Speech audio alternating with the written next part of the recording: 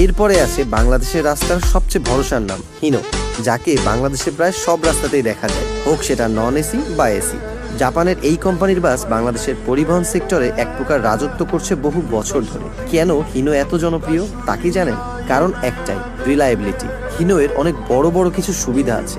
প্রথমত আছে maintenance. Hino বাসের মেইনটেনেন্স করা অনেক সহজ। বাংলাদেশে প্রায় সব জায়গায় হিনোয়ের মেকানিক পাওয়া যায়, যেমন গাড়ির ক্ষেত্রে টয়োটা। স্পেয়ার পার্টস অনেক বেশি সহজলভ্য, পার্টস তুলনামূলক সস্তা এবং সহজেই পাওয়া যায়। আরেকটা ইন্টারেস্টিং কারণ হচ্ছে খারাপ রাস্তায় টিকতে পারা। বাংলাদেশের প্রায়শই রাস্তায় আমরা ভাঙা দেখতে পাই। এইসব ভাঙায় পড়া ঝাঁকুনি, এমনকি অতিরিক্ত লোড, সবকিছুই হিনো অনেক ভালোভাবে সহ্য করতে পারে এবং এর ফুয়েল কস্ট তুলনামূলক কম। অনেক পরিবহন মালিক বলে একটা হিনো বাস ঠিকভাবে মেনটেন করলে 15 থেকে 20 বছর চালানো কোনো ব্যাপারই না। তবে এরও একটি দুর্বল দিক আছে। ভলভো বা স্ক্যানিয়ার মতো প্রিমিয়াম কমফোর্ট হিনোতে সাধারণত পাওয়া যায় না। সাসপেনশন কম্পারেটিভলি একটু হার্ড ফিল হতে পারে, আর লাক্সারি ভাইবটাও ভলভো বা স্ক্যানিয়ার তুলনায় কম পেতে পারেন।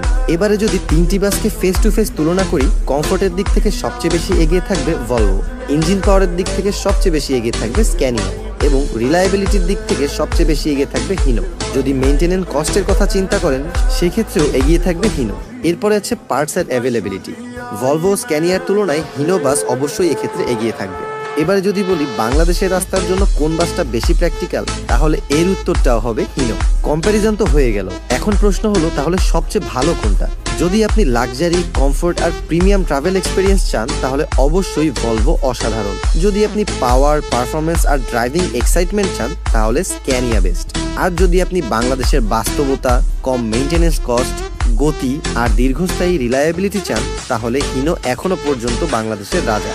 মানে বাংলাদেশের জন্য সবচেয়ে প্র্যাকটিক্যাল বাস ব্র্যান্ড হচ্ছে হিনো। তবে লাক্সারি সেগমেন্টে ভলভো আর স্ক্যানিয়াকে কিন্তু বিট করা সহজ।